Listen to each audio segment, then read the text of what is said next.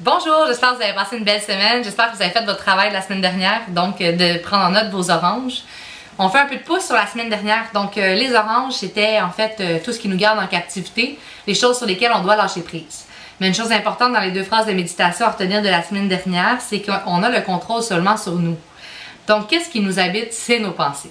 Alors le contrôle est sur nos pensées. Cette semaine, le travail va être de faire deux colonnes. Une colonne avec vos pensées positives et une colonne avec vos pensées négatives. Alors, choisissez une journée dans la semaine que vous sentez disponible et prenez en note tous vos pensées dans les deux catégories.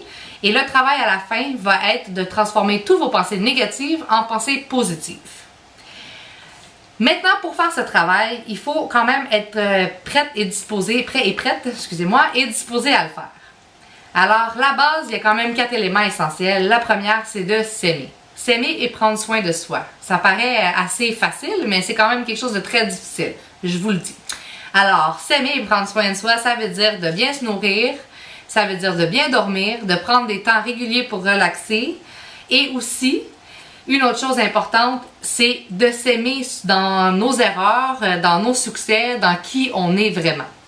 Deuxième élément important, c'est de s'entourer de gens positifs. Première chose à faire, allez aimer la page Myriam Bergeron Coaching parce que moi, je vais vous en donner du positif et partagez-la pour partager le positif dans votre vie parce qu'il faut que vous soyez aussi quelqu'un de positif pour les autres. L'autre chose aussi qui est important par rapport à s'entourer de positifs, c'est de faire la différence entre connaître des gens et les côtoyer. On peut connaître des gens qui sont négatifs, mais on ne va pas les côtoyer. Vous allez côtoyer dans votre environnement, près de vous, les gens qui sont positifs. Afin de s'en aller vers le positif, c'est nécessaire. Troisième élément important va être de changer son point de vue. Voilà pourquoi je vous fais faire le travail cette semaine des pensées négatives en pensées positives. C'est justement pour changer son point de vue parce que l'humain est tellement habitué à voir les choses négatives puis à s'attendre au pire que souvent on oublie les choses positives autour de nous. On a l'impression de vivre dans le noir.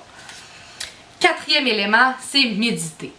Alors, utilisez le terme que vous voulez, méditer, prier, se recueillir. L'important, bref, c'est d'avoir un temps pour soi, pour cheminer sur nos pensées.